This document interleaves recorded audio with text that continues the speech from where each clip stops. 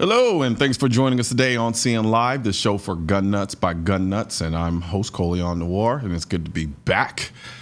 Our first guest today is former professional fighter, former Army Ranger, and all-around badass, Mr. Tim Kennedy. What's going on, man? Having a good day. Yeah, I can imagine. So the last time I saw you, you were being bodied by my producer, who's like all of like 5'2", and at SHOT Show, man. So I mean that really made my day. I'm not gonna lie to you. It was kind of fun to watch you get bodied by my producer. Yeah, I mean, like all I wanted to do was say hi. That's all I wanted. And then she's like, "Wait, I'm sorry. No, he's far too important for you to talk to right now. So you just need to scooch along. Can you just get, and off I went." So that people don't run off and think I'm just prima donna who just doesn't like to be messed or bothered with when he's in his realm. I was basically cramming for my next show during SHOT Show, and then I kindly told my producer, I was like, all right, so I'm gonna sit here in the middle of everything and act like I'm busy so that people don't come up to me, so I can hurry up and get ready for the show. And then of course Tim Kennedy shows up, and yeah, I mean, I'm just like a 240-pound trained killer, professional fighter, and I have this tiny little. She's like full redheaded, because it's kind of like a dirty redhead, and she's like, "No, you got two options. One of which is me ending you, and the other one is you moving on." I was like, "Okay, I guess I'll just say hey later." That's exactly how it happened. That's exactly how it happened. And she just asked me, "Did he just call me dirty?" No, just your hair. No, you're good. So all right. So let's talk. Let's start with the military background. What made you decide to join the Army at the very beginning? Like, what was the motivation behind it? Man, I was a douchebag. Like, I was just a bad human. Really? No, seriously. I was in grad school, and I was a professional athlete. I'd wrestled in college, and God, and you were a douchebag. Yeah, for real. People think I'm joking, like I'm being self-deprecating in like a fake, humble way. Yeah, kind of. But Yeah. I'm not. To garner like, sympathy. Yeah. We don't have sympathy for trained killers, though. No. I was like, one weekend I'm fighting. I'm like ranked top 10 in the world, and I'm worried about what pants I'm going to wear to the next party, and like what girl I'm, like all the stupid stuff that a 22-year-old does, and then I watched some planes fly into a building, and it's not like I had this existential moment where I was like, oh man, I got to do something bigger and greater than myself. All I saw was I'm just a nasty waste of space that needs to do something. So I walked into the recruiter's office and I said, I want to be a Navy SEAL Special Forces Green Beret sniper. And the guy laughed at me. So yeah. I mean, I'm not going to lie to you, though. I mean, there's got to be something. There must have been something to you to have that level of self-actualization at that age, though. As much of a douchebag as you may have been or perceived yourself to be. I mean, come on. Not many 22-year-olds are literally, especially considering in the realm that you were in. Just that lifestyle. I know about that lifestyle very, to a degree. But just at that point, I mean, what was it in your background that you think that allowed you to have that level of self-understanding? I have everybody around me. I had no excuse to be a piece of shit. Yeah. My dad's amazing. My brother's amazing. My sister's amazing. My uncles were amazing. My grandpas were amazing. World War II, Vietnam. Everywhere I looked, there was amazing. And me being a second-born middle child with every single gift, coming from a family that, I could have anything I wanted.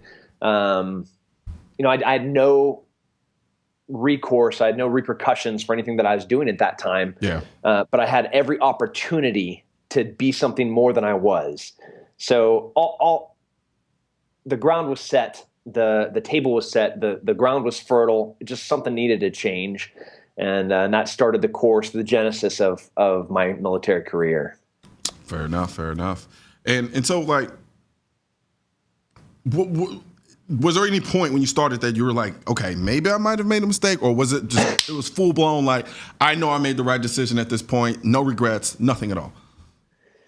Man, I was a hard charger. I wanted to be honor graduate every school I went to, from sniper school to the CQB schools to everywhere, like the Special Forces qualifying course, Ranger school, I was an honor grad in every school that I went to.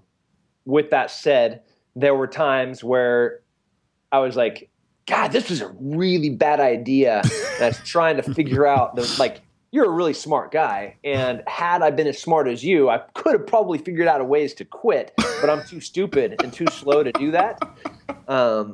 For example, when I was in Ranger school, it was in the middle of winter. The ground was frozen and we were doing an ambush. And I was like shaking as I was on the ground. And like my tiny little frozen penis was just pounding on the ground. And I saw this guy next to me. He just stood up and he walked down onto the road. He said, I voluntarily withdraw. And I was like, oh my God, that guy's a genius. That's what I'm going to do. So I'm trying to stand up to get my stuff to walk down to the road. And he's probably drinking hot coffee and he has a cup of soup. But I missed my chance, because I was too stupid and I was too slow. And the next thing I knew, I was back in the ambush line. I was running out of truck screaming like, Rangers lead the way. But I was still, again, too stupid and too slow. But do you regret it? No, I don't regret a single thing. Yeah, man. There's something about that. It's I envy it in a lot of ways. Because like you said, you gave me too much credit and says I was probably too smart. I would have figured some way to come out of it, maybe. But then I'd have to wake up the next day and deal with that, right? I'm at that point I was a quitter. And for me, my mom, you don't stop, and you just don't. It's just the way I was raised and and the way that I kind of approach life in that sense. Now, with respect to martial arts, was that kind of was that happening at the same time, your interest being piqued in martial arts, or was that something that predated the military service or the everything was kind of happening concurrently with me. I started martial arts when I was young. Yeah. I started shooting when I was young. And so by the time I was in Special Forces, when I was going to Ranger school, when I was going to sniper school, I was already a black belt in a couple of different martial arts. I'd already fought professionally. I was obviously as an athlete in college.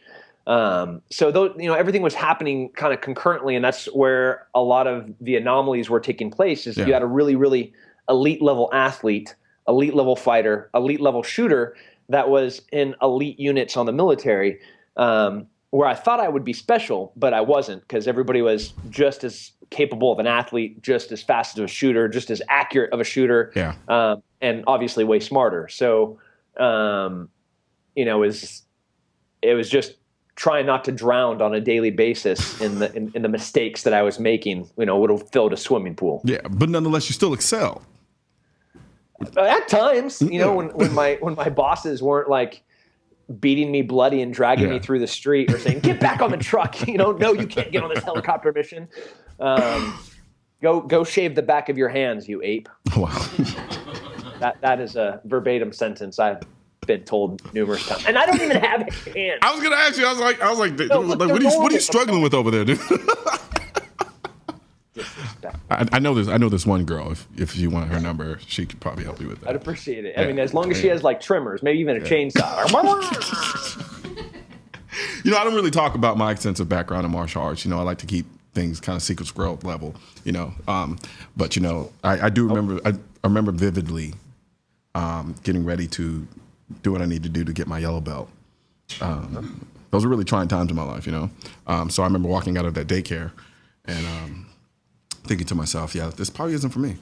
But I too have had a yellow belt, so no throwing stones. Now the thing about it too, so I'm not gonna lie to you, there was a certain point where, and the gun thing for me at this time hadn't really kicked off as much, but I did try to walk back into that world of martial arts, and it was only then as I was older and I started to look at it from a more analytical perspective, I realized, holy crap, there's a certain aspect, there's certain fighting styles that are really legitimately art, just art in a sense. And I was like, I'm watching, I'm at the class, I'm at the course, I'm like, this is really cool, they're doing great things, but I don't see how applicable this is to real life. And I think a lot of people misunderstand that component of the practicality that comes with learning how to fight versus the whole concept of the art in certain martial art forms. What was the initial form that you started with? And then at what point did you realize I needed to go more practical, or was it always practical to begin with? No, I started with like kids martial arts. I was like in karate, like I saw Karate Kid and I was like, if done correctly, Yeah. it cannot be conquered. It cannot be beat. No one could defeat the crane kick. And then from there, I think I went to Taekwondo, and then from Taekwondo, I met Jiu-Jitsu, and I fell in love with Jiu-Jitsu, Japanese Jiu-Jitsu, Brazilian Jiu-Jitsu, Hawaiian Kempo, and a lot more practical martial arts. But you really hit the nail on the head. There are a lot of different styles of martial arts. Some of them are very practical in a self-defense way, in a combatives way, and some of them are very beautiful, like dancing. But I even think that some of those beautiful forms that are like dancing, even dancing itself, translate and complement a lot of the different things that we do, even as shooters. The breath control, the body awareness, the slow, smooth as fast. It's the exact same thing in whether you're working through your forms of a kata, and I haven't done a kata in 20 years, but that stuff definitely, I think, can complement. With that said, there's nothing like learning how to throw a hard jab and a hard cross with a headbutt and a knee to the groin. Like that's better a little bit. I get it. No, but it's I look at someone like you, and I would like to think that you're the ideal in a sense for a lot of shooters, right? So I tend to funnel everything through this lens of shooting. Right, and especially when we start talking, lens, huh? Yeah, right. Good lens. I don't think there's anything wrong with the lens. I mean, for Christ's sakes, I'm wearing an homosexual shirt. But there's always going to feel that I've encountered this with a lot of shooters, especially ones who really get into shooting and get into the self-defense aspect of it. The more hand-to-hand combat aspect of it. There's a certain insecurity that some of those guys have with respect to that because they don't put as much attention or focus on that side of things as well. How much of that do you see from your point of view within the shooting world, and vice versa in the hand-to-hand combat world?